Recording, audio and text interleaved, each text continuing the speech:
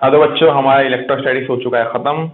हम लोग का शुरू हो चुका है क्या, करंट इलेक्ट्रिसिटी। ठीक है, सेकंड चैप्टर है। अब मैं कुछ बातें आप लोग को बताना चाहूंगा। इलेक्ट्रोस्टैटिक्स में हमें टाइम लगा, टाइम लगना भी चाहिए। इलेक्ट्रोस्टैटिक्स ऐसा चैप्टर है जो फाउंडेशन क्रिएट करता है पूरा क्लास 12 का, बुक 1 का। फिजिक्स में दो बुक है, बुक 1 बुक 2।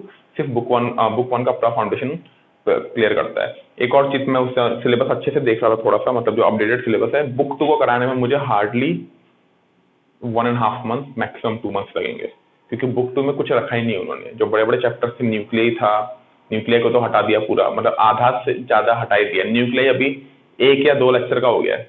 एटम्स एक और चैप्टर है, वो 1 लेक्चर का ही है, मैक्सिमम 1.5।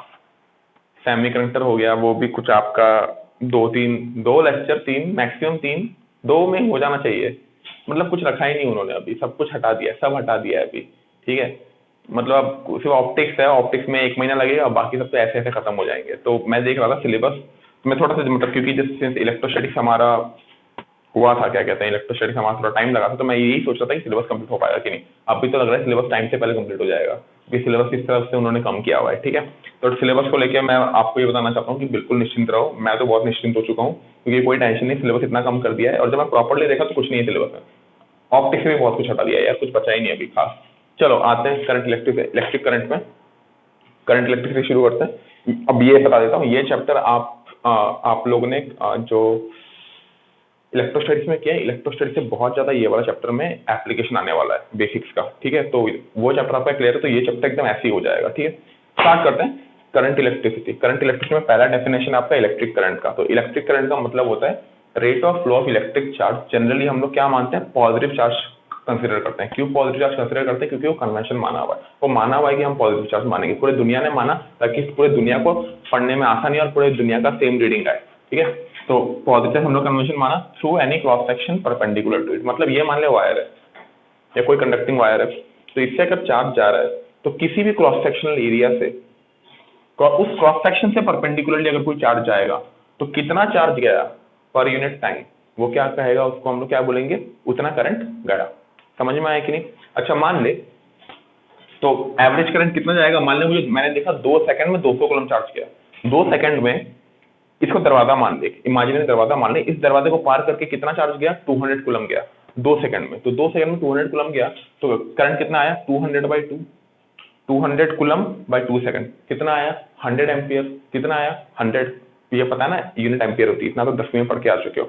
अगर आपका 200 कूलम 2 सेकंड में जाएगा तो आपको कितना आ रहा है बेटा, 100 एम्पियर आ रहा है। 100 एम्पियर आ रहा है, इसका मतलब क्या है, 100 एम्पियर एवरेज करंट जा रहा है। एवरेज करंट उन 2 सेकंड में कितना जा रहा था, 100 एम्पियर। इतना आपको समझ में आ गया होगा। अगला बात, अगर मान लें मैं बोलूं कि टाइम ड्यूरेशन बहुत छोटा ले लिया है, तो डेल्टा टी टेंड्स टू क्या होगा, 0। जिनका मैथ्स है उनके लिए तो बचकानी चीज है। Limit delta T tends to 0 simply क्या हो जाता है आपका, delta Q by delta T हो जाता है dq/dt, यानी कैलकुलस लगा दोगे, डिफरेंशिएट करना है बस। समझ में आया कि नहीं। ये सबको पता है, current is rate of change of charge per unit time. But condition ये कि चार्ज को आपका एरिया ऑफ क्रॉस सेक्शन से परपेंडिकुलरली जाना पड़ेगा। पहली बात, आपको टेंशन लेने की कोई जरूरत नहीं, कभी घुमा फिरा के नहीं जाता कि चार्ज टेढ़ा मेढ़ा जा रहा है, ऐसा कोई सवाल आता भी नहीं है, ना ही पॉसिबल है। ठीक है, क्योंकि भाई अगर टेढ़ा जाएगा ना तो टक्कर लग के कहाँ जाएगा भाई, ऊपर थोड़ी निकल जाएगा भाई, सीधा ही जाना पड़ेगा ना। सीधा क्यों जाएगा, क्योंकि जब बैटरी कनेक्ट होगी, तो बैटरी यहाँ से यहाँ तक फोर्स लगाएगी, तो उसको सीधा ही जाना है भाई। अरे आ रहा है कि नहीं समझ में, तो उतना अपने को अननेसेसरी माथा नहीं मारना है। ठीक है, तो ये चीज अपने को समझ में आया। तो आई इक्वल टू क्या हो गया, डी/dt। तो इंस्टेंटेनियस करंट क्या हो गया, dq/dt। एवरेज करंट क्या हो गया, delta Q by delta T. Class 11 में याद है क्या था, average velocity, instantaneous velocity, average velocity delta S by delta T, instantaneous velocity ds/dt। ठीक है, तो उसी तरह के कुछ सवाल कराता हूँ, 1-2 सवाल कराऊंगा, 2 सवालों में पिक्चर खत्म। पहले सवाल कराने से पहले एक थ्योरी का छोटा सा पार्ट बाकी है, वो करा देता हूँ। यूनिट ऑफ करंट, यूनिट क्या होता है बेटा, एम्पियर। तो व्हाट इज एम्पियर, तो व्हाट इज 1 एम्पियर से पूछता है, what is 1 ampere. 1 ampere is the current developed in a conductor when 1 coulomb charge passes through it in 1 second. समझ में आया बेटा। ठीक है, अच्छा एम्पियर का अगर तुमको वो चाहिए होगा, डायमेंशन चाहिए होगा, तो क्या होगा, कूलम का डायमेंशन क्या होता है, अच्छा एम्पियर का डायमेंशन तो एम्पियर ही होता है, सॉरी माय बैड। एम्पियर का डायमेंशन तो एम्पियर ही, सॉरी आई होता है, पता है कि नहीं, आई होता है एम्पियर का डायमेंशन। और ये आपका फंडामेंटल डायमेंशन में आता है। फंडामेंटल डायमेंशन याद है कि नहीं, मास, लेंथ, टाइम, ल्यूमिनस इंटेंसिटी, क्या था और हाँ मॉलिक्यूलर सॉरी, हाँ नंबर ऑफ मोल्स, टेम्परेचर और करंट, 7 हो गए भाई, एकदम सही है, वरना अभी एम्बेरस हो जाता मैं वीडियो में। ठीक है, आता है मेरे को भाई, ऐसा कोई बात नहीं, मेरे को भी आता है। ठीक है, चलो, तो क्यू आपका दिया हुआ है, बोला है करंट निकालने के लिए 2 सेकंड में, तो क्यू दिया हुआ है करंट निकालना, तो करंट कैसे निकालेंगे भाई? Rate of change of current, अरे सिंपल सी चीज है भाई, डिफरेंशिएट करके आ रहा है तेरा 40 आ रहा है कि नहीं, कितने टाइम में निकालना है बोला, 2 सेकंड में, तो आंसर कितना आ गया 8 एम्पियर। बात समझ में आया कि नहीं? नेक्स्ट बोला है कि एवरेज करंट निकालो 0 से 2 सेकंड तक, तो कैसे निकालेगा एवरेज करंट? आई एवरेज क्या होता है? कितना चार्ज फ्लो हुआ 0 से 2 सेकंड के बीच में, कितना चार्ज फ्लो हुआ 0 से 2 सेकंड के बीच में, पहले ये देख 2 सेकंड में कितना चार्ज था। अच्छा, इसको कैसे लिखेंगे, पहले फॉर्मूला लिख देते हैं, delta Q by delta T. What is delta Q? Q2 minus Q1 by T2 minus T1. What is Q2? Charge in 2 second कितना था बेटा? 2 into 2 square, that is 2 into 2 square यानी कि 8 plus 1 9 minus Q1 यानी initial charge क्या था 0 second में, क्या चार्ज था 0 plus 1 1, टोटल टाइम कितना है 2 minus 0, आंसर कितना आ गया 8/2 4 एम्पियर। समझ में आया कि नहीं? यानी कि एग्जैक्टली 2 सेकंड में, तो एग्जैक्टली जब घड़ी में 2 सेकंड हो रहा था तब करंट, इंस्टेंटेनियस करंट कितना पास हो रहा था 8 एम्पियर, लेकिन एवरेज करंट जो है 0 से लेकर 2 सेकंड तक कितना पास हो रहा है 4 एम्पियर। आई होप ये वाला समझ में आया होगा। ठीक है, तो इस चीज को आप नोट डाउन कर लो। नेक्स्ट करंट दिया हुआ है, चार्ज निकालने बोला है, कोई बड़ी बात नहीं है। आई इक्वल टू सबको पता है dq/dt होता है, तो dq क्या होगा i dt है ना, i की वैल्यू क्या है बेटा 2t + 1 इंटू dt, dq आ गया। अपने को q चाहिए तो इंटीग्रेट करो, है ना, तो q इक्वल टू क्या आ गया बेटा, q इक्वल टू क्या आ गया t² + t। समझ में आ रहा है कि नहीं? अपने को कहाँ से कहाँ तक निकालना है 1 से 2 सेकंड तक, तो 1 से लेकर 2 लिमिट पुट कर भाई, 1 से लेकर 2, अभी फास्ट करा रहा हूँ, कुछ कराने का है नहीं है, तो ये 2 स्क्वायर कितना हो गया 4 4 + 2 6 माइनस 2, मेरे हिसाब से 4 एम्पियर होना चाहिए यार, सॉरी 4 कूलम होना चाहिए, तो टोटल चार्ज निकाल रहे हैं ना, नोट डाउन कर लो भाई, कोई बड़ी बात नहीं है इसमें। ठीक है, सही किया है ना। 2 स्क्वायर कितना होता है 4 4 + 2 - 2, सही है 4 कूलम। ठीक है, तो नोट डाउन कर लो बच्चों। हमारा अगला टॉपिक है ड्रिफ्ट वेलोसिटी। बोर्ड्स के लिए बहुत ज्यादा इंपॉर्टेंट है, कॉम्पिटिटिव एग्जाम्स के लिए इसके फॉर्मूले इंपॉर्टेंट है। ठीक है, तो आपको प्रॉपर इंफॉर्मेशन होना चाहिए, क्योंकि अगर आपको प्रॉपर नॉलेज होगी तो फॉर्मूला थोड़ा सा मतलब कचरा टाइप का है, प्रॉपर इंफॉर्मेशन होगी तो आप दिमाग लगा के पता लगा सकते हो कि फॉर्मूला किस टाइप का होगा। ठीक है, तो प्रॉपर इंफॉर्मेशन से अपने को जाना है। चल देख, ड्रिफ्ट वेलोसिटी, ड्रिफ्ट वेलोसिटी क्या है? Average velocity with which electron move along. अच्छा, ड्रिफ्ट वेलोसिटी की डेफिनेशन हम लोग क्यों पढ़ रहे हैं अभी डेफिनेशन नहीं पढ़ेंगे, पहले हम लोग प्रोसेस समझेंगे, पूरा प्रोसेस समझेंगे, इसके बाद हम डेफिनेशन में जाएंगे। ठीक है, डेफिनेशन पढ़ने का क्या फायदा है, बोर्ड में तो लिखा ही हुआ है। तो पहली बात ये समझते हैं कि असलियत में क्या होता है। नॉर्मली जो कंडक्टर्स होते हैं, अभी कहानी बताऊंगा मैं, ठीक है, तो कहानी इत्मीनान से हेडफोन डाल के सुन लो, हेडफोन तो लगाए होगा ही होगा, कॉपी बंद करके कहानी सुनो। अभी कहानी किसकी? इलेक्ट्रॉन की। इलेक्ट्रॉन एक कंडक्टर के अंदर है, मान ली एक इलेक्ट्रॉन है, एक इलेक्ट्रॉन है, मान ली कंडक्टर के अंदर है वो इलेक्ट्रॉन, ये इलेक्ट्रॉन है। ठीक है, अब ये इलेक्ट्रॉन जगह में रहेगा कि मूव करेगा? मान ली इलेक्ट्रॉन फ्री है, पहली बात मैं क्या बोला फ्री इलेक्ट्रॉन, क्योंकि कंडक्टर के अंदर इलेक्ट्रॉन क्या होता है फ्री होते हैं, वो किसी एटम के ऑर्बिट में नहीं घूम रहे हैं, ये फ्री है, मतलब इंडिपेंडेंट हो चुके हैं। ठीक है, तो ये क्या करेगा, ये रैंडमली मूव करेगा। क्यों रैंडमली मूव करेगा? पहली बात, क्योंकि पहली बात ये है कि अभी जो टेम्परेचर है वो रूम टेम्परेचर है, रूम टेम्परेचर यानी कि करीब करीब 300 केल्विन। 300 केल्विन में किसी भी पार्टिकल के पास इनफ एनर्जी रहती है मोशन करने के लिए। जैसे गैस मॉलिक्यूल रूम टेम्परेचर में ऐसे से भागते रहते हैं, उसी तरह इलेक्ट्रॉन भी ऐसे से भागते रहते हैं। ठीक है, अब होता क्या है ये क्या बता, what makes a conductor? A conductor is made up of ions, positive ions. Why positive ions? Because they were initially normal neutral atoms. They were initially neutral atoms. But वो न्यूट्रल एटम्स थे, उन्होंने एक electron donate कर दिया। क्यों electron donate किया? क्योंकि वो कंडक्टर है, and conductor always donate electron. तो कंडक्टर ने एक बार इलेक्ट्रॉन डोनेट कर दिया तो क्या बन गया? Positive ion. समझ में आया कि नहीं? इन पॉजिटिव आयन्स को कर्नल्स भी बोलते हैं। हालांकि ये टर्म बहुत ज्यादा आपको आएगा नहीं, यूज भी मत करना, लेकिन कभी कभी अच्छे खासे मतलब किताबों में लिखा रहता है कर्नल, तो अपने को मतलब नहीं उस चीज से। ठीक है, तो ये इलेक्ट्रॉन क्या करेगा, यहाँ पे बहुत सारे हैं, मान ले इस इलेक्ट्रॉन का अगर मैं पाथ दिखाऊं तो इसके पास तो बहुत सारे एनर्जी कहाँ से? एनर्जी कहाँ से? थर्मल एनर्जी, आसपास में एनर्जी, और साथ में एक और चीज है जो मैं बताना आपको भूल गया, और ये आपको शायद पता नहीं आप 11 में तो स्ट्रक्चर ऑफ एटम पढ़े हुए केमिस्ट्री में, ठीक है। तो इलेक्ट्रॉन जब एटम से निकलता है तो कुछ एनर्जी लेके निकलता है। स्ट्रक्चर ऑफ एटम में अगर आपने पढ़ा होगा तो आपको पता होगा कि इलेक्ट्रॉन जब एटम से आयनाइज होता है तो उसके पास कुछ एक एनर्जी होती है, तो उस एनर्जी से वो रैंडम मोशन करता है। ये आपने सुना ही होगा, नहीं सुना तो कोई बात नहीं, 12th में है structure of atom chapter book 2 में पढ़ा दूंगा मैं, ठीक है, पढ़ाना तो है ही। ये इलेक्ट्रॉन है, तो ये क्या करेगा, ऐसे जाएगा, मार्कर काम नहीं कर रहा, कैसे जाएगा, जैसे मैंने दिखाया ऐसे जाएगा। अब ऐसे जाके टक्कर खा के ऐसे जाएगा, फिर ऐसे जाएगा, फिर ऐसे जाएगा, फिर ऐसे जाएगा, ऐसे जाएगा, ऐसे जाएगा। तो रैंडम मोशन कर रहा है ना, it is doing what motion, it is doing very random motion, बहुत ज्यादा रैंडम मोशन कर रहा है ये, और बहुत ज्यादा रैंडम मोशन कर रहा है। तो इसकी जो वेलोसिटी है ना बेटा, जो वेलोसिटी है वो कितना है बेटा, 10⁵ मीटर पर सेकंड में होती है। Naturally speaking second fastest thing after light, light 10⁸ होती है, ये 10⁵ है। तो समझ लो इलेक्ट्रॉन नॉर्मली कितना स्पीड से बोला, लाइट से सेकंड स्पीड में घूम रहा है। Second fastest thing on earth is electron by the way, ठीक है।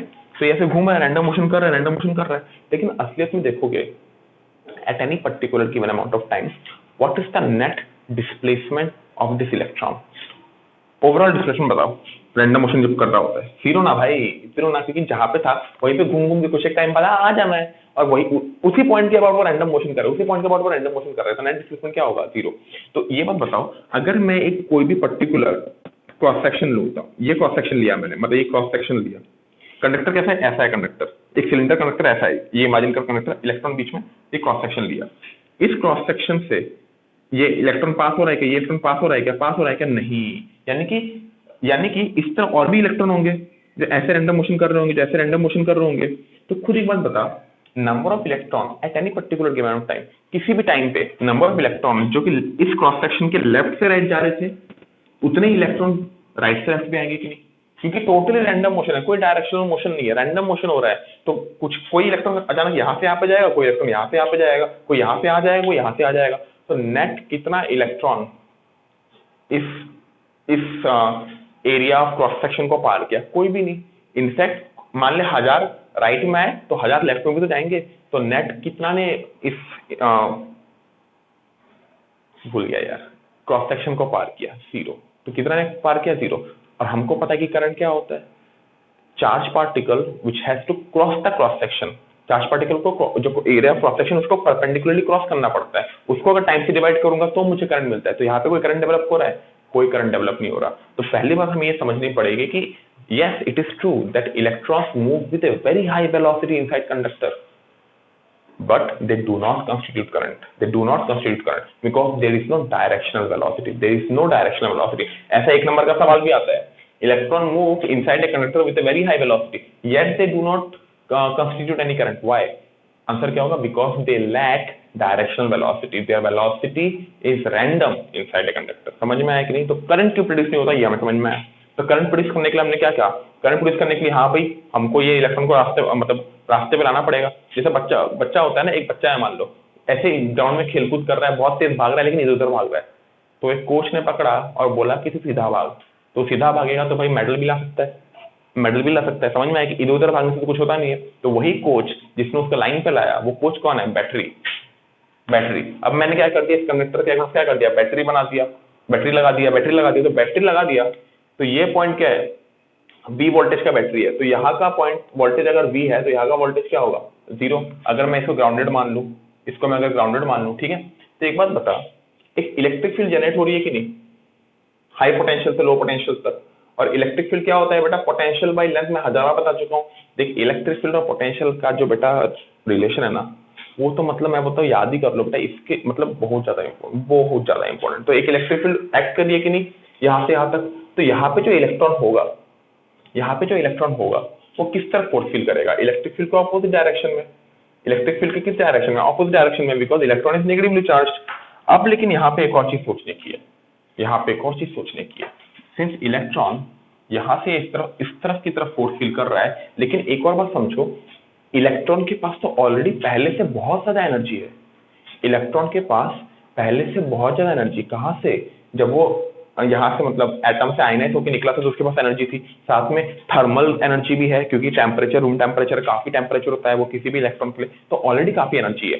तो वो अपना रैंडम मोशन नहीं छोड़ेगा, लेकिन एक डायरेक्शनल मोशन रैंडम मोशन के ऊपर सुपर इम्पोज होगा। दोबारा बताता हूं, एक डायरेक्शनल मोशन रैंडम मोशन के ऊपर सुपर इम्पोज होगा, यानी कि मोशन पहले कैसा कर रहा था, पहले जगह में था, ऐसे मोशन करके जगह में था, अभी क्या करेगा, देख अभी ऐसा मोशन करेगा, अभी ऐसा मोशन करेगा। आइडिया मिल रहा है क्या हो रहा है, आइडिया मिल रहा है क्या हो रहा है। कर तो रैंडम मोशन ही रहा है, लेकिन एक डायरेक्शन इसको मिल रही है, एक डायरेक्शन मिल रही है, और वही डायरेक्शन, ये जो डायरेक्शनल मोशन है, ये जो डायरेक्शनल मोशन है, इस तरफ वेलोसिटी है ना, ये वेलोसिटी करीब करीब आपका सेंटीमीटर पर सेकंड में होती है। किसमें होती है, सेंटीमीटर पर सेकंड में, यानी कि एक सेकंड में कुछ सेंटीमीटर ही मूव कर पाता है वो इलेक्ट्रॉन, कुछ सेंटीमीटर ही मूव कर पाता है। लेकिन सिंस वो डायरेक्शनल होती है, वो डायरेक्शनल होती है क्योंकि एक साथ एक नहीं ना, बहुत सारे इलेक्ट्रॉन क्रॉस करेंगे, इस क्रॉस सेक्शन को बहुत सारे इलेक्ट्रॉन क्रॉस करेंगे। Since it is direction, it constitutes current and this is called drift velocity of electron। जिस वेलोसिटी से क्रॉस कर रहा है, जो कि सेंटीमीटर पर सेकंड में था, जो डायरेक्शनल वेलोसिटी है, उसे क्या कहते हैं, ड्रिफ्ट वेलोसिटी। जो रैंडम वेलोसिटी है, उसको क्या कहते हैं, रैंडम वेलोसिटी। जो डायरेक्शनल, उसे क्या कहते हैं, ड्रिफ्ट वेलोसिटी। यही है ड्रिफ्ट वेलोसिटी। एक बार ड्रिफ्ट वेलोसिटी पढ़ते हैं। Average velocity with which electron move along the length of the conductor opposite to applied electric field. Electric field इस तरफ, वो उस तरफ मूव कर रहा है, समझ में आया कि नहीं। ठीक है, अब कुछ चीजें अगर मैं थोड़ा बड़े पैमाने में सोचूं तो जब रैंडम मोशन कर रहा था तो कुछ एक मोशन कर रहा था, लेकिन जब डायरेक्शनल मोशन कर रहा था तो ऐसे कर रहा था कुछ। ये इनिशियल है, ये फाइनल है, मान ले ये इनिशियल है, फाइनल है। ठीक है, तो एक बात बता, यहां से यहाँ पे कैसे क्यों आया, क्योंकि यहाँ पे पक्का कोई पॉजिटिव आयन था और यहाँ पे भी कोई पक्का पॉजिटिव आयन था, है ना। तो यहाँ से मोशन स्टार्ट किया, वो ऐसा जाके यहाँ से आया, यहाँ से टकरा के, फिर यहाँ पे टकरा के ऐसे गया। मतलब हर टकराने के पीछे कुछ तो रीजन होगा, और वो किससे टक्कर खा रहा है, एक पॉजिटिव आयन से टक्कर खा रहा है। तो एक पॉजिटिव आयन से दूसरे पॉजिटिव आयन में टक्कर खाने के बीच में जो डिस्टेंस ट्रेवल करेगा, उसको हम लोग क्या कहते हैं बेटा, फ्री पाथ, क्योंकि वो पाथ फ्री है। सिंपल भाषा में वो पाथ क्या है, फ्री है। तो फ्री पाथ क्या होता है, distance covered by electron between two successive coalition. I hope इतना कुछ कठिन चीज नहीं है, आसान सी चीज है, सिंपल सी चीज समझ में आ गया होगा। अब मान लो ये एक फ्री पाथ हुआ, ये एक और फ्री पाथ हुआ, ये एक और फ्री पाथ हुआ, ये एक और फ्री पाथ हुआ, तो ऐसे कितने फ्री पाथ है, बहुत सारे फ्री पाथ है, बहुत सारे फ्री पाथ है। तो average of all the free path is called average free path या mean free path, MEAN, mean free path. इसका आपको मेरे नोट्स में मिल जाएगा डेफिनेशन। इसको क्या कहते हैं, एवरेज फ्री पाथ या मीन फ्री पाथ। अब बोर्ड्स में एक नंबर का सवाल आ जाता है। ठीक है, नेक्स्ट, रिलैक्सेशन टाइम। अच्छा एक बात बता भाई, दो टकराने के बीच में कुछ समय लगा होगा ना भाई, कुछ समय लगा होगा ना, समय लगा होगा ना। तो ये मान लो कुछ समय लगा, तो उसको क्या कहेंगे, रिलैक्सेशन टाइम। ये एक और समय लगा, रिलैक्सेशन टाइम। ऐसे एक और समय लगा, relaxation time. Average of all the relaxation time is called mean relaxation time या average relaxation time. Relaxation time को टाउ से रिप्रेजेंट करते हैं, किससे, टाउ से। टाउ नहीं, टाउ। टॉर्क था पहले, अभी टाउ है। टॉर्क तो बड़ी चीज थी, टाउ इतनी कुछ खास चीज है नहीं। ठीक है, तो बेटा आई होप मेरे को पूरा ड्रिफ्ट वेलोसिटी आप लोगों को समझ में आया होगा। एक बार जो मेरा नोट्स है उसको एक बार लाइन बाय लाइन पढ़ लेना, प्रॉपर अंडरस्टैंडिंग हो जाएगी। ठीक है, दोबारा एक बार समराइज कर देता हूँ। अब जो समराइज है उसमें चीजें क्लियर हो जाएंगी। जब बैटरी नहीं लगी होती, रैंडम मोशन करता रहता है, रैंडम मोशन, सारे इलेक्ट्रॉन रैंडम मोशन कर रहे हैं, तो कोई इलेक्ट्रॉन नेट डायरेक्शनल मोशन नहीं है, तो करंट प्रोड्यूस नहीं हो रहा। हालांकि रैंडम मोशन की रफ्तार कितनी होती है, 10⁵ मीटर पर second, second fastest thing after light. लेकिन जैसे हम बैटरी लगाते हैं तब एक डायरेक्शनल मोशन सुपर इम्पोज होती है रैंडम मोशन के ऊपर।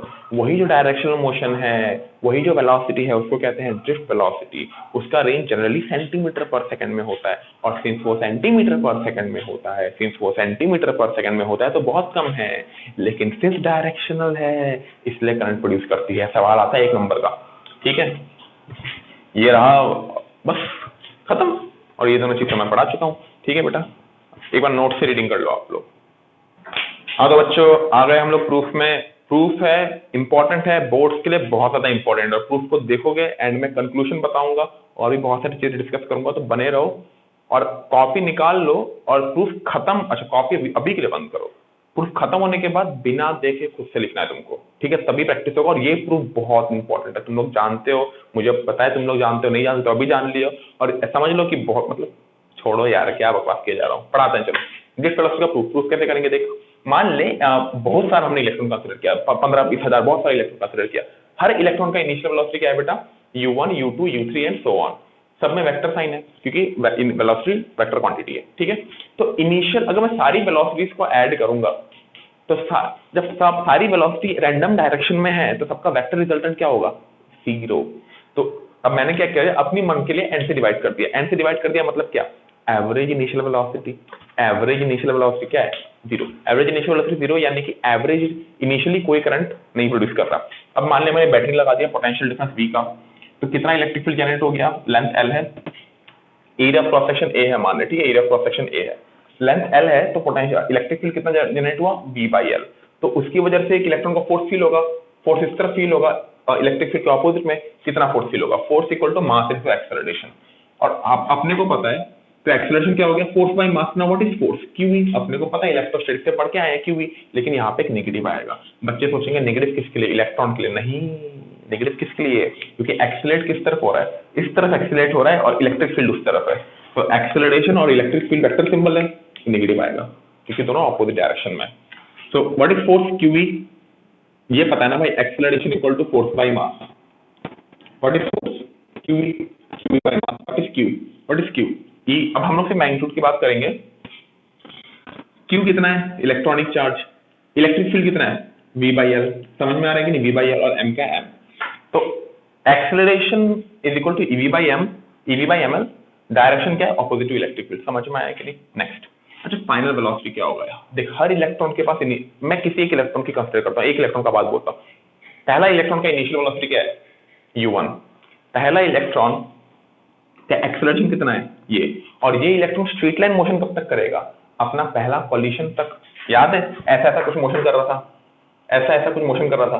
तो पहला मोशन से दूसरा कॉलिशन के बीच में ना स्ट्रेट लाइन मोशन करेगा, पहला कॉलिशन से दूसरा कॉलिशन के बीच में ना वो स्ट्रेट लाइन मोशन करेगा। तो स्ट्रेट लाइन मोशन का इक्वेशन कब लगाएंगे, दो कॉलिशन के बीच में समय कितना लगता है, रिलैक्सेशन टाइम। तो रिलैक्सेशन टाइम क्या है, टाउ। तो पहला इलेक्ट्रॉन की बात करेंगे तो final velocity before colliding is equal to initial velocity plus acceleration into the time taken, that is tau1. Similarly for second also, third also, fourth also and so on. अभी ऐसा कर, सारे इक्वेशन को add करते तो क्या आ जाएगा, v1 plus v2 plus v3 plus vn whatever, u1 plus u2 plus u3 plus un उस तरफ आ गया, यहाँ पे एक इक्वल टू का साइन आ गया, प्लस a सब में सेम है, a क्या है, हर इलेक्ट्रॉन के लिए सेम एक्सेलरेशन लग रहा है, एक common tau1 plus tau1 whatever, ठीक है। पूरे को मैंने अपनी मनमर्जी से n से डिवाइड कर दिया, ठीक है। तो मेरे को ये बता, इसकी वैल्यू क्या आएगी बेटा, अच्छा पहले इसकी वैल्यू क्या आएगी, 0। क्यों, क्योंकि this is average initial velocity, हम ऑलरेडी पढ़ चुके हैं, 0 है वो। What is this, this is the final velocity of every electron, और इन सब का वेक्टर सम हो रहा है। एक बार बताइए, जो फाइनल वेलोसिटी है ये भी थोड़ी बहुत रैंडम होंगी, लेकिन होगी तो डायरेक्शनल, क्योंकि ये किसकी वजह से आई है, ये आई है आपके फोर्स की वजह से। और फोर्स किसने लगाया है, बैटरी की वजह से, यानी कि बैटरी ने ये वेलोसिटी दी है। तो what is this velocity, this is the average drift velocity, और इसको रिप्रेजेंट करते हैं हम लोग V∪D से। किससे रिप्रेजेंट करते हैं, V∪D से। कोई भी डाउट, ठीक है। That must be equal to what, acceleration, ठीक है। तो एक्सेलरेशन की बात, तो ये a into whatever tau1 plus tau2 plus dot dot tau1/n। तू मेरे को एक बात बता, what will be this, average relaxation time, और इसको टाउ बोलते हैं सिंपली, ठीक है, इसको सिंपली टाउ बोलते हैं। तो जो ड्रिफ्ट वेलोसिटी आया है वो क्या आया है, सॉरी 0 इंटू नहीं, 0 प्लस है, ठीक है। एक्सेलरेशन कितना है बेटा, EV/ml, यहाँ पे टाउ आ गया, ठीक है। इसको अच्छा V/L को यहाँ पे क्या लिखेगा, ऑपोजिट टू इलेक्ट्रिक फील्ड। इसको लिखने का एक और तरीका है, VD को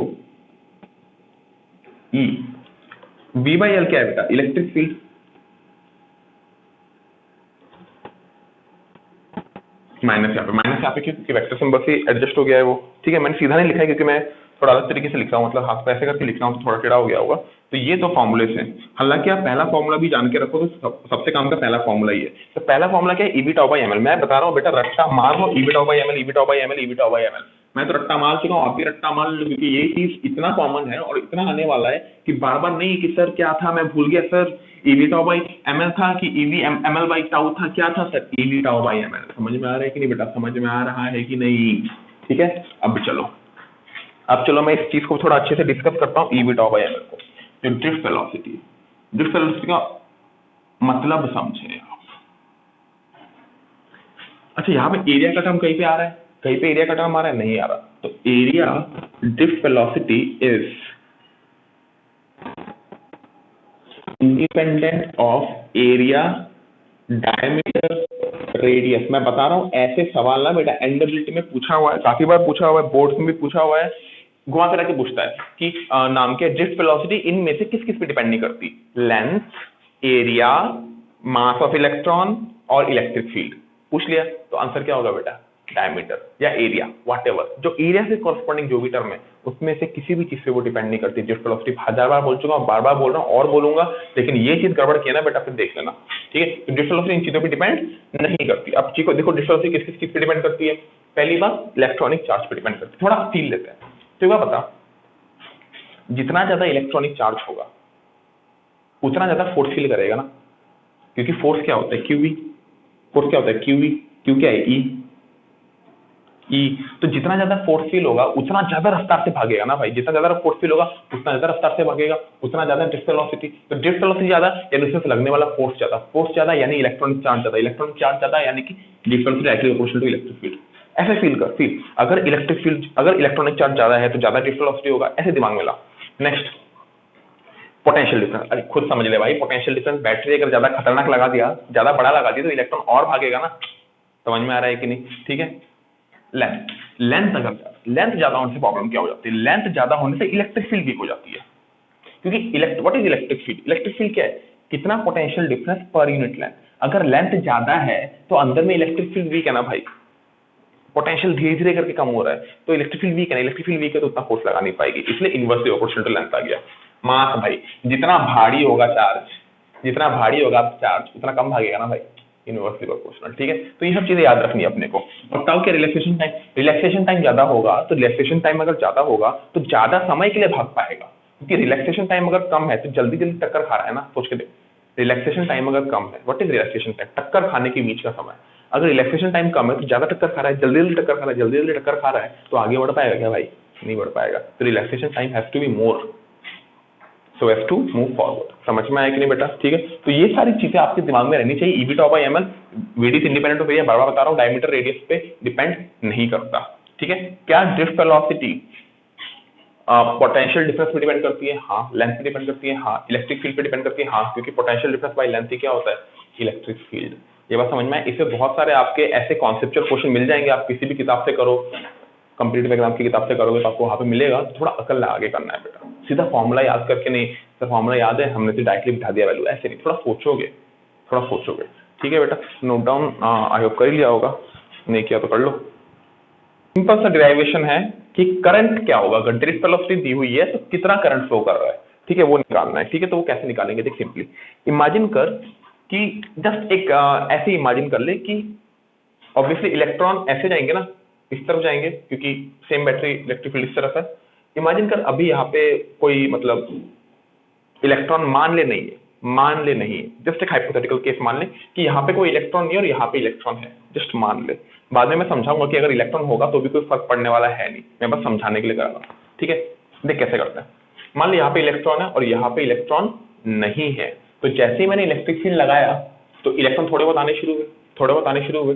तो मान ले टाइम टी तक, टाइम टी बाद, बढ़िया मार्क कर लेते हैं भाई, मान ले कि समय टी के बाद, स्मॉल टी के बाद इलेक्ट्रॉन जो यहां से आए, इस एरिया ऑफ क्रॉस सेक्शन को क्रॉस करके जो आए वो इतना लंबाई कवर किए, कितना लंबाई कवर किए, कितना वेलोसिटी से आए, ड्रिफ्ट वेलोसिटी से आई तो कितना डिस्टेंस कवर करेंगे, वेलोसिटी इनटू टाइम, पता है ना भाई, कितना डिस्टेंस कवर करेंगे, वेलोसिटी इनटू टाइम होता है कि नहीं, डिस्टेंस इक्वल टू, तो कितना वेलोसिटी से वो लगा रहे हैं, ड्रिफ्ट वेलोसिटी से आ रहे हैं, क्योंकि हमको पता है कि डायरेक्शनल वेलोसिटी क्या होती है इलेक्ट्रॉन की, ड्रिफ्ट वेलोसिटी होती है। और कितना टाइम लगाया, मान ले टी टाइम कंसीडर कर रहा हूं मैं, कितना टाइम कंसीडर कर रहा हूं, स्मॉल टी टाइम कंसीडर कर रहा हूं, तो स्मॉल टी टाइम में कितना आगे बढ़े, वीडी इंटू टी, यानी कि ये वाला जगह कवर किए, ये वाला जगह इलेक्ट्रॉन यहां से यहां पे आए। समझ में आया कि नहीं। अब एक बात समझो मेरी, मान ले इस कंडक्टर में number of electron per unit volume, यानी कि इलेक्ट्रॉन डेंसिटी कितना है, स्मॉल है, यानी कि small an electron per unit volume में, ठीक है। तो एक बात बताओ, कितना इलेक्ट्रॉन, अच्छा ये बता, पहले इस जगह में कोई इलेक्ट्रॉन था, इस जगह में कोई इलेक्ट्रॉन था, कोई इलेक्ट्रॉन नहीं था, लेकिन टी टाइम बाद इस जगह में इतना इलेक्ट्रॉन आ चुका है, टी टाइम में इतना इलेक्ट्रॉन आ चुका है। अच्छा इतना इलेक्ट्रॉन जब आ चुका है, जब इतना इलेक्ट्रॉन आ चुका है, तो क्या मैं ये कह सकता हूँ कि ये जितना भी इलेक्ट्रॉन आया वो सारा का सारा तो इस पर्टिकुलर क्रॉस सेक्शन को क्रॉस करके आया ना, इस particular area of cross section को क्रॉस करके आया।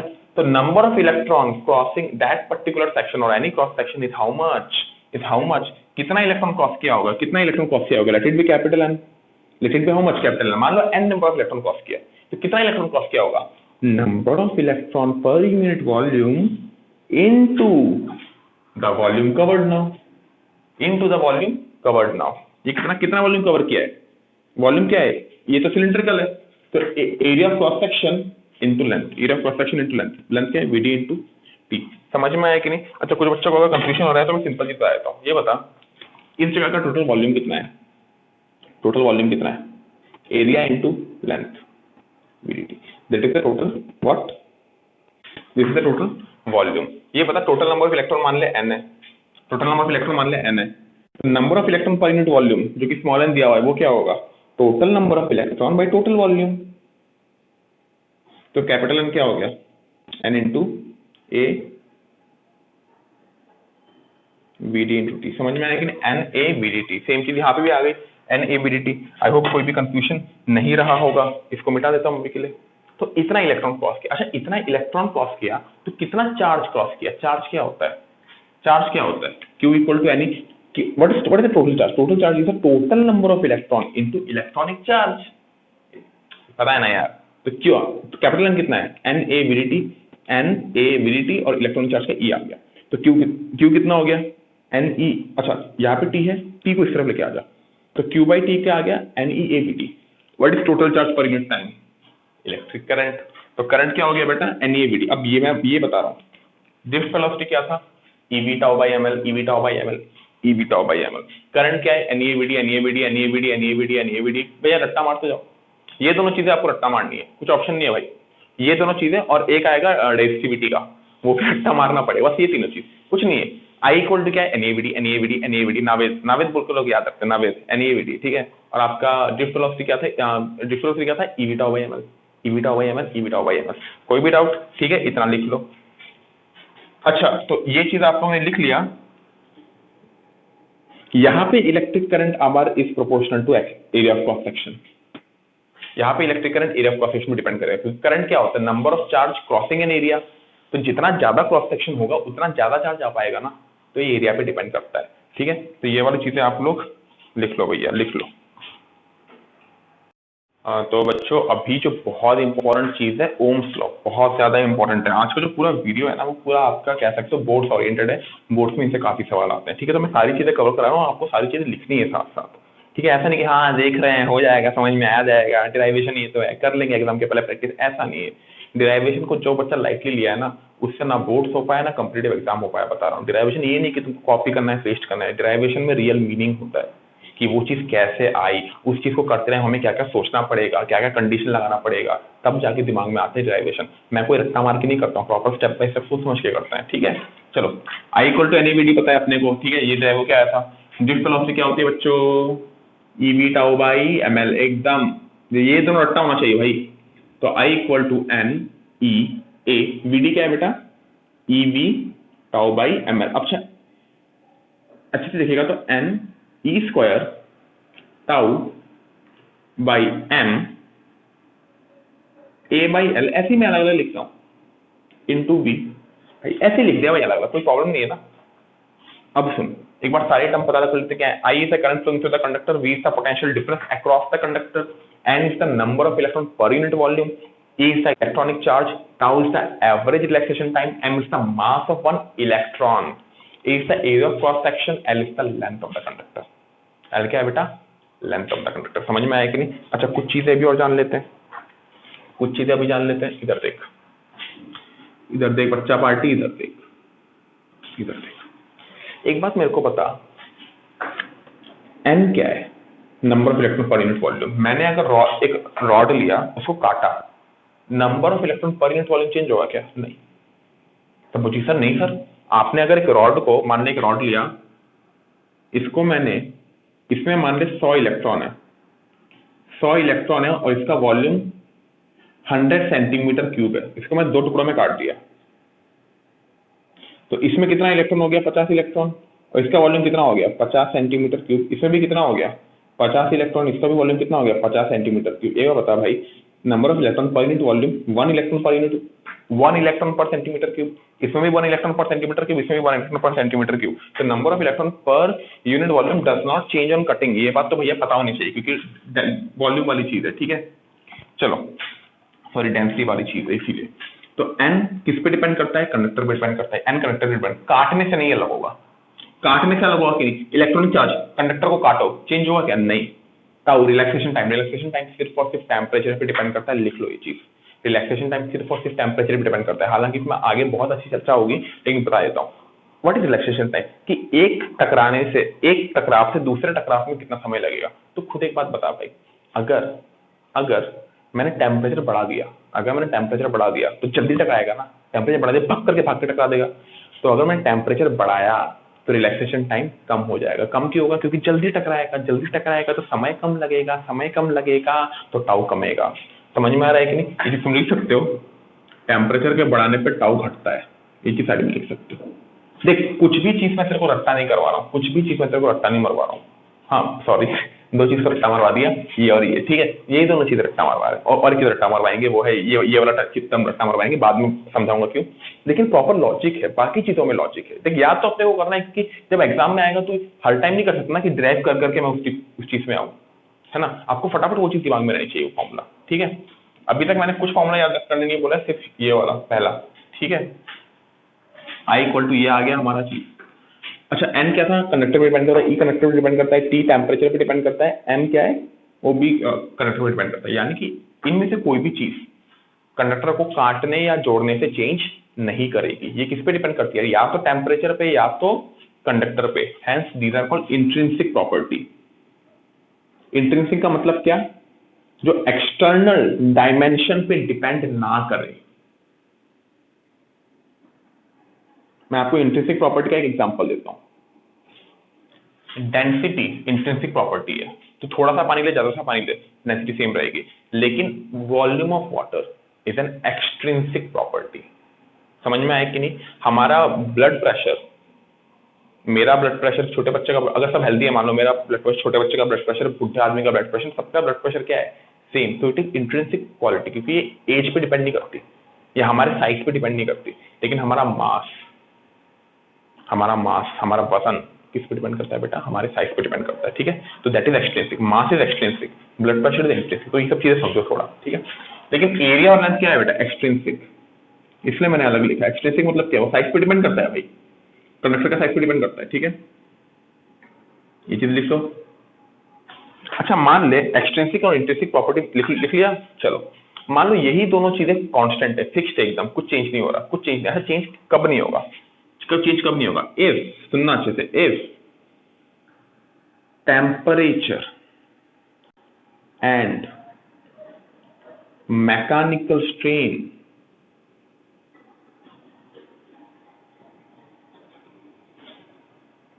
इज कांस्टेंट, इफ अनअफेक्टेड लिख देते हैं, या अनअफेक्टेड या कांस्टेंट, जो आपको सही लगे, देन I या स्मॉल आई या कैपिटल आई, जो बोलना है बोल ले भाई, I is proportional to B। सुनना अच्छे से। अगर टेम्परेचर फिक्स्ड है तो टाउ फिक्स्ड है ना।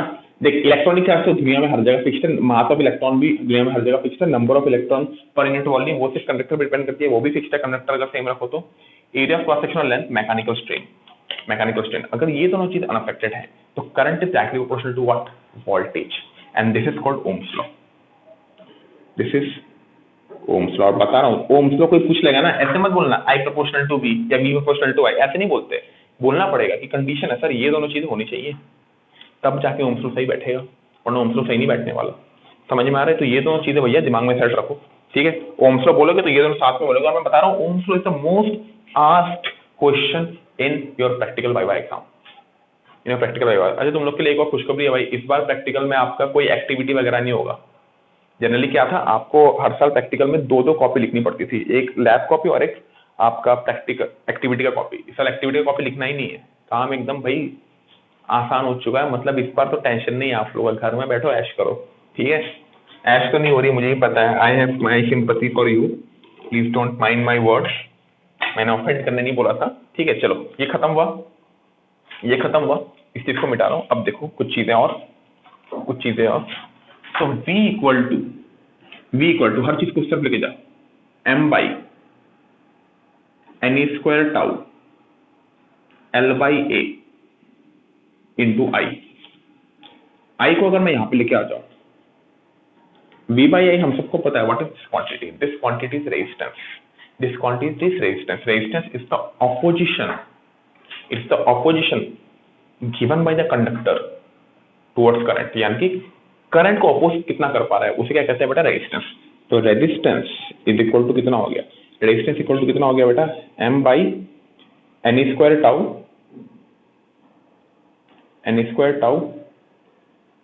l by A. अच्छा एक बता, ये सिर्फ किस पे डिपेंड करता है, ये सिर्फ कंडक्टर और टेम्परेचर पे डिपेंड करता है, रो, तो इसको बोलते हैं रेजिस्टिविटी। रो क्या है बेटा, रेजिस्टिविटी। ये सब देखा होगा क्लास 10 में, और वो सब सवाल भी देखा होगा क्लास 10 में, एकदम बच्चा बावला हो जाता है उसको सवाल करके, है ना, कि कंडक्टर को आधा काट दिया, रेजिस्टेंस चेंज होगा कि रेजिस्टिविटी, बच्चे एकदम उस उत्साह से पागल हो जाते हैं कि भाई ये चेंज होगा वो चेंज नहीं होगा, ठीक है। तो ये सब चीजें बचकानी चीजें थोड़ी बहुत हम लोग करेंगे, उतना नहीं कराऊंगा, आप सबको पता ही है वो सब चीज। ये रेजिस्टेंस, ये रेजिस्टिविटी, ठीक है। अच्छा रेजिस्टिविटी किस पे डिपेंड करती है, सिर्फ और सिर्फ मटेरियल और टेम्परेचर पे। Resistivity depends on material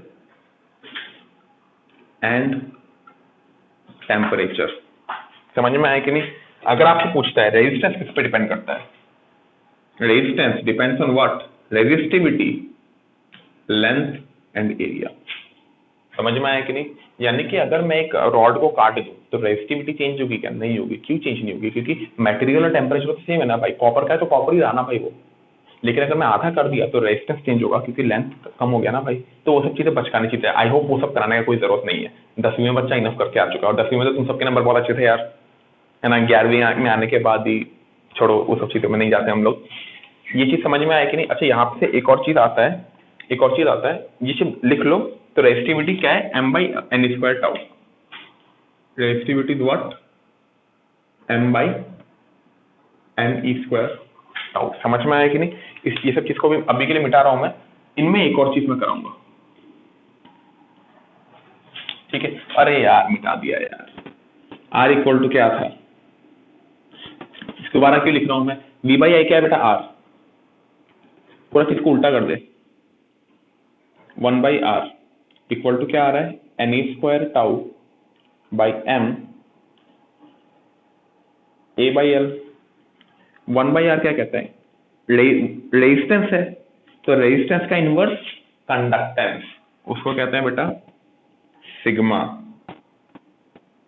sigma, ठीक है। सिग्मा कहते हैं, क्या कहते हैं बेटा, मैं भूल गया, एक बार मैं देख लेता हूँ, ठीक है, बुरा मत मानना तुम लोग, ठीक है, मेरे को खुद याद नहीं रहता है ये सब, क्या कहते हैं यार, सिग्मा कहते हैं, क्या कहते हैं, सॉरी सॉरी सॉरी, क्या कहते हैं उसको, मेरी गलती है भाई, ये याद नहीं रहता है वैसे, इसका कोई यूनिट नहीं होता इसीलिए, ठीक है। 1 बाई आर का यूनिट क्या है बेटा, के, ठीक है। अच्छा उल्टा कर दिया ना, उल्टा कर दिया तो ये क्या है, 1 बाई रेजिस्टिविटी हो गया इंटू ए बाई एल। बेटा जो 1 बाई रेजिस्टिविटी होती है, अच्छा रेजिस्टेंस का उल्टा क्या, कंडक्टेंस, तो रेजिस्टिविटी का उल्टा क्या, कंडक्टिविटी, उसको कहते हैं सिग्मा, उसको कहते हैं हम लोग sigma. Similarly conductivity, conductivity also depends upon material and temperature, conductance also depends upon conductivity, length and area, ये सब बचकाने की चीजें तुम लोग लिख सकते हो, ठीक है। रेजिस्टेंस का यूनिट क्या, ओम, रेजिस्टेंस का यूनिट क्या, ओम। एक बार देख ले, मैं तुम लोग को कुछ कुछ चीजें आपको बता देता हूँ, अभी कुछ कुछ चीजें बता देता हूँ, ये अभी के लिए मिटा रहा हूँ, ठीक है, तुम लोग को बचकानी चीज है। देख R equal to rho L upon A, ठीक है। रेजिस्टेंस का यूनिट क्या होता है बेटा, ओम, ठीक है। रेजिस्टिविटी का यूनिट देख, रेजिस्टिविटी इक्वल टू क्या हो गया, आर ए बाई एल, तो आर का तो ओम, ए बाई एल का रेजिस्टेंस क्या है, मीटर। समझ में आया कि नहीं, क्या कहते हैं, मीटर। कोई भी डाउट। अगर मैं कंडक्टेंस की बात करूं, कंडक्टेंस क्या होता है, sigma L by A, conductance क्या होता है, मो, MHO, उल्टा होता है, उल्टा होता है, ठीक है, मो। और आपका सिमिलरली अगर मैं सिग्मा का यूनिट, कंडक्टिविटी का यूनिट की बात करूंगा, के ए बाई एल। के क्या है बेटा, ओम का उल्टा मो, सॉरी के, अरे यार गड़बड़ कर दिया, के ये ए बाई एल है। सब फालतू चीज है ना, फालतू चीज कराने का तो मन करता नहीं है आप लोग को, बस एल बाई ए मीटर -1, ठीक है। ये सब चीजें, ये सब तुम लोग को प्रॉपरली मेरे नोट्स में बहुत सुंदर से एकदम बढ़िया तरीके से मिल जाएगा, जैसे बोर्ड्स में लिखना होता है, ठीक है। तो ये सब चीजें थोड़ी हैं, ये सब चीजें आप लोग को समझ में आई होप आ गई होगी, कुछ कठिन है नहीं, कुछ कठिन है नहीं, नोट डाउन कर लो इस चीज को। बेसिक डेफिनेशन से जो आपको पता होनी चाहिए, उतना कुछ खास सिग्निफिकेंस है नहीं, तब भी जान लो। इलेक्ट्रॉन मोबिलिटी, इलेक्ट्रॉन मोबिलिटी मतलब आपने पर्टिकुलर इलेक्ट्रिक फील्ड लगाई तो इलेक्ट्रॉन कितना भागेगा। आपने एक इलेक्ट्रिक फील्ड लगाई तो इलेक्ट्रॉन कितना भागेगा। मान लो आपके पास दो एलिमेंट है, कॉपर और आयरन। कॉपर का एक रॉड है, आयरन का एक रॉड है, दोनों में आपने सेम इलेक्ट्रिक फील्ड लगा दी, सेम बैटरी से कनेक्ट कर दिया, तो इलेक्ट्रिक फील्ड भी सेम हो गई। चल एग्जाम्पल ले लेते हैं, ये मान ले कॉपर है, ये मान ले आयरन है, दोनों का लंबाई भी सेम है, तो दोनों को मैंने सेम बैटरी से कनेक्ट कर दिया, ठीक है, दोनों को मैंने सेम बैटरी से कनेक्ट कर दिया। अब जरूरी नहीं है ना भाई कि इसमें जो ड्रिफ्ट वेलोसिटी होगी इसमें भी वही ड्रिफ्ट वेलोसिटी होगी, अलग अलग हो सकती है।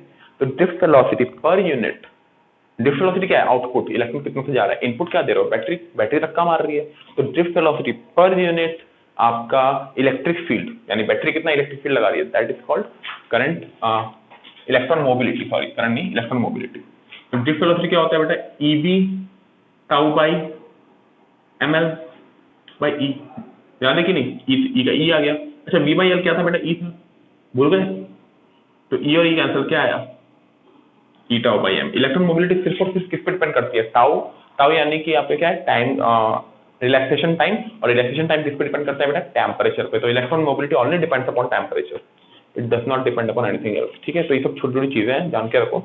करंट डेंसिटी, करंट डेंसिटी कुछ नहीं है बेटा, मान लें क्रॉस सेक्शन से करंट आई फ्लो कर रहा है, ठीक है, तो current density is given by current per unit that area of cross section. और आपको इतना ही जानने का जरूरत है, इससे ज्यादा आपको जानने की जरूरत नहीं। हालांकि इसमें काफी पढ़ाई होती है, काफी पढ़ाई क्या होती है मैं बताता हूँ। Current is given bye dot product of J dot A। Current density is vector quantity, it's a vector quantity, it's given by dot product of J dot A, ठीक है। अच्छा ऐसा नहीं लिख लेना कि J equal to I by A vector, vector कभी भी डिनोमिनेटर में नहीं होता, ये बात दिमाग में रहनी चाहिए। वेक्टर हम लोग किसी भी चीज को डायरेक्शन से डिवाइड नहीं कर सकते। वन बाई साउथ क्या होता है, one by south, what is one by south, कोई सिग्निफिकेंस नहीं है, ठीक है, तो ऐसे नहीं लिख सकते इसको आपको या तो ऐसे लिखो या तो ऐसे लिखो, ठीक है बेटा, और कोई तरीका नहीं लिखने का। अब इसका मीनिंग क्या है मैं बताता हूँ। मान, अच्छा करंट डेंसिटी क्या है, करंट डेंसिटी किस पर डिपेंड करती है, करंट डेंसिटी तो यूनिफॉर्म है भैया, मतलब अगर एक वायर से करंट जा रही है तो करंट कितना पर यूनिट एरिया है, बस वही है करंट डेंसिटी। मान लो मैंने एरिया ऐसा ले लिया, टेढ़ा करके ले लिया एरिया। अच्छा देख, ये वाला एरिया और ये वाला एरिया, दो एरिया लिया मैंने दो एरिया लिया, ठीक है, मैंने दो एरिया लिया और दोनों सेम कनेक्टर में। कनेक्टर कौन सा है बेटा, हमारा ये वाला। तू बता करंट किस में ज्यादा जा रहा है, हालांकि दोनों एरिया सेम है, एरिया का मैग्नीट्यूड दोनों में सेम है, तो करंट किस में जा रहा है, करंट ज्यादा किस में जा रहा है, करंट बेटा इसमें ज्यादा जा रहा है, इसमें कम जा रहा है। क्यों, क्योंकि खुद सोचना, इससे ज्यादा इलेक्ट्रॉन पास होंगे, हालांकि इसमें देख कम ही इलेक्ट्रॉन पास कर सकते हैं। ये सब इलेक्ट्रॉन पास कर रहे हैं क्या, ऊपर वाले नीचे वाले, ये ऊपर वाला ये नीचे वाला इलेक्ट्रॉन पास कर रहा है, उसे नहीं पास कर रहा, तो इससे ज्यादा करंट जा रहा है। समझ में आ रहा है कि नहीं। अब हम लोग निकालेंगे कैसे, करंट डेंसिटी क्या है, करंट डेंसिटी तो फिक्स्ड है, current per unit area is fixed, तो we will find current density क्या होगा बेटा, देख this is current density, current density has the same direction as that of current, current भी इस तरफ जा रहा है, करंट डेंसिटी इस तरफ, इसका एरिया वेक्टर किस तरफ है बेटा, इस तरफ, the current will be given as JA cos theta, sorry small j, current will be given as JA cos theta। समझ में आया कि नहीं। इन शॉर्ट एरिया का एक कंपोनेंट आएगा ना, एरिया का एक कंपोनेंट आएगा, उस कंपोनेंट में जितना करंट जा रहा है वही होगा असली करंट। एरिया का कंपोनेंट क्या आएगा, A cos थीटा, एरिया का जो कंपोनेंट आएगा उसी से ना आपका वो जा रहा है, करंट जा रहा है। समझ में आ रहा है कि नहीं, ठीक है। अब एक चीज देख, I इक्वल टू क्या हो गया, JA cos थीटा। कुछ कुछ किताबों में ऐसे भी दिया रहता है कि elementary current is given by current density dot elementary area. मान लो मैं छोटा सा एक एरिया लिया, तो उससे कितना करंट जा रहा है, उससे कितना करंट जा रहा है, DI करंट जा रहा है, वो क्या होगा, J डॉट DA। ये सब चीजें हैं, हालांकि मैं आपको दोबारा बता रहा हूँ, इन चीजों का आपसे कोई रिश्ता नहीं है, इन चीजों का रिश्ता नहीं है। ये सब चीजें नहीं भी जानोगे तो भी कोई मतलब नहीं है, बिल्कुल इंपॉर्टेंस नहीं। आपको बस क्या जानना है बेटा, J equal to I by A, और कहीं पे पूछ लेगा तो J स्केलर है कि वेक्टर है, वेक्टर क्वांटिटी है, ठीक है। अच्छा एक और चीज, I क्या होता है, NEAVD, डिवाइडेड बाई ए और ए कैंसिल गया, क्या आया NEVD। VD का फॉर्मूला लिखना है लिख लो, लिखना है लिख ले बेटा, कोई फर्क नहीं पड़ता। NE², V/L को इलेक्ट्रिक फील्ड लिख ले, तो भाई जो लिखना है लिख बे, तेरी मर्जी है भाई, तेरे को फॉर्मूला याद है तो कुछ कुछ भी कर सकता है। हालांकि इतना तक ही काम हो जाता है, ए कैंसिल गया ना,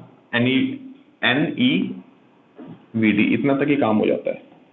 और ये ऐसे दिया जाता है, जे की डायरेक्शन जिस वेलोसिटी की डायरेक्शन, जे की डायरेक्शन कौन सी होगी, जिस तरफ जिस वेलोसिटी, ठीक है। ये रख लो, ये वाला लिखने का कोई जरूरत नहीं है, ये सब फालतू के फॉर्मूले से कोई मतलब नहीं है, इतना जान लो बहुत है, ठीक है बेटा, लिख लो इस चीज को। आखिरी टॉपिक हमारा बच जाता है microscopic form of Ohm's law, ठीक है। Microscopic form of Ohm's law क्या है, धीरे धीरे सब समझ में आ जाएगा। सिंपली हम लोग शुरुआत करते हैं करंट डेंसिटी से। करंट डेंसिटी क्या होता है, करंट बाई ए, ठीक है। ये एक डिराइवेशन है जो आपका आता है जनरली, कभी कभी आ जाता है, उतना खास इंपॉर्टेंट नहीं है, एक दो बार आ चुका है तो इसलिए मैं करा देता हूँ, ठीक है। उतना कुछ खास इंपॉर्टेंट है नहीं। करंट क्या होता है बेटा, NEAVD बाई ए और ए कैंसिल गया, NEVD। VD क्या होता है, EV टाउ बाई mn, ठीक है। अच्छे से देख, NE² tau by m, NE² tau by m, इसको V/L लिख दिया। V/L क्या होता है बेटा, इलेक्ट्रिक फील्ड, अपने को पता है ना, करंट डेंसिटी। तो अच्छे से दिखेगा तो आपका जो रेजिस्टिविटी का फॉर्मूला होता है, यहाँ पे शायद रिफ्लेक्शन के लिए ना दिखे, रो इक्वल टू क्या होता है, m/NE² टाउ। हालांकि मैंने पहले कराया था, जाके देख लो, m/NE² टाउ। तो m/NE² टाउ उल्टा है कि नहीं यहाँ पे, तो 1/ρ इंटू E। इसको कहते हैं हमारा इसको ऐसे भी लिखते हैं, J 1 रेजिस्टिविटी क्या होती है, कंडक्टिविटी। इसको कहते हैं बेटा क्या, microscopic form of Ohm's law. अच्छा, microscopic form of Ohm's law क्यों कहते हैं इसको, क्योंकि यहाँ पे सब कुछ एलिमेंट्री है, यहाँ पे कोई मैक्रोस्कोपिक चीज नहीं है। जनरली करंट क्या होता है, टोटल कितने करंट जा रहे, टोटल कितने इलेक्ट्रॉन जा रहे हैं पर यूनिट टाइम, तो सारे के सारे इलेक्ट्रॉन का हिसाब किताब है उसमें करंट में। जो हमारा ओम्स लॉ है, what is Ohm's law, V = IR। आई क्या है, सारे इलेक्ट्रॉन का हिसाब किताब, V क्या है, बैटरी का हिसाब किताब, R क्या है, पूरे मटेरियल का हिसाब किताब, पूरे मटेरियल का लेंथ, उसकी मटेरियल का लेंथ, उसका एरिया ऑफ क्रॉस सेक्शन, और भी चीजें। तो इन शॉर्ट ये मैक्रो है, बड़ा वाला फॉर्म, मैक्रोस्कोपिक फॉर्म है, मैक्रो MACRO। ये वाला माइक्रोस्कोपिक फॉर्म है। माइक्रोस्कोपिक फॉर्म क्योंकि फाइनली हमारे पास क्या आ रहा है, करंट के कॉरस्पॉन्डिंग, जैसे हमारा I = क्या होता है, V/R होता है ना ओम्स लॉ का, I के कॉरस्पॉन्डिंग करंट डेंसिटी आ रहा है, पोटेंशियल डिफरेंस ऑफ बैटरी के कॉरस्पॉन्डिंग इलेक्ट्रिक फील्ड आ रही है, रेजिस्टेंस के कॉरस्पॉन्डिंग क्या आ रही है बेटा, आपका सिग्मा आ रहा है, ठीक है। आपका कंडक्टिविटी आ रही है। ये क्यों है हमारे पास, देखो करंट डेंसिटी क्या होता है, तो एक बार बता, तो पूरा एरिया ले, जो छोटा सा एरिया ले, करंट डेंसिटी तो सेम रहेगी ना भाई, क्योंकि बड़ा एरिया लेगा तो ज्यादा करंट जा रहा है, तो ज्यादा करंट डिवाइडेड बाई बड़ा एरिया। छोटा एरिया लेगा तो कम करंट जा रहा है, छोटा सा करंट जा रहा है, कुछ इलेक्ट्रॉन ही पास कर पा रहे हैं, तो कम करंट बाय कम area. In short, for a conductor current density remain same. तो ये छोटे फॉर्म में भी एप्लीकेबल है। ये तो मटेरियल पे डिपेंड करता है कंडक्टिविटी। और इलेक्ट्रिक फील्ड क्या है, देख, जब भी तू किसी कंडक्टर को बैटरी के अक्रॉस कनेक्ट करता है ना भाई, तो अंदर में इलेक्ट्रिक फील्ड हर जगह सेम रहती है, अंदर में इलेक्ट्रिक फील्ड क्या रहती है, हर जगह सेम रहती है। तो इवन छोटा सा किसी भी पॉइंट ले, या पूरा पूरा फील्ड ही ले ले, या कुछ भी ले ले, हर जगह इलेक्ट्रिक फील्ड क्या है बेटा, सेम। समझ में आ रहा है कि नहीं, डाउट है कुछ भी, ठीक है। तो इन शॉर्ट ये माइक्रोस्कोपिक फॉर्म में काम आती है। हालांकि इसका न्यूमेरिकल पॉइंट ऑफ व्यू या किसी भी चीज में कोई सिग्निफिकेंस नहीं है, हमारे सिलेबस में तो कोई सिग्निफिकेंस नहीं है। हमारे सिलेबस में बस और बस डिराइवेशन के लिए आता है। तो डिराइवेशन कैसे करोगे, करंट डेंसिटी से शुरू करना है, बस करंट डेंसिटी से शुरू करना है, और लास्ट में करंट के कॉरस्पॉन्डिंग टर्म आएगा, रेजिस्टेंस के कॉरस्पॉन्डिंग टर्म आएगा, इलेक्ट्रिक पोटेंशियल डिफरेंस के कॉरस्पॉन्डिंग टर्म आएगा, बस खत्म है, ठीक है। तो आज का वीडियो देखो मोस्टली डिराइवेशन के ऊपर था। हमने क्या क्या डिराइव किया है, मैं फ्लैशबैक करा लेता हूँ। हमने डिराइवेशन कराया बेटा आपका, सबसे पहले ड्रिफ्ट वेलोसिटी समझाई, उसके बाद हमने ड्रिफ्ट वेलोसिटी का डिराइवेशन कराया, करंट और ड्रिफ्ट वेलोसिटी के रिलेशन कराया, करंट और ड्रिफ्ट वेलोसिटी में क्या रिलेशन है। इसके बाद हमने ओम्स लॉ कराया। ओम्स लॉ के बाद दो छोटे छोटे टॉपिक थे आपका, इलेक्ट्रॉन मोबिलिटी और आपका करंट डेंसिटी, और लास्ट में microscopic form of Ohm's law. सारे डिराइवेशन मैंने आपको इस चैप्टर के करा दिए हैं, बस आपको खुद से प्रैक्टिस करने हो जाएंगे, इतना कुछ कठिन है नहीं।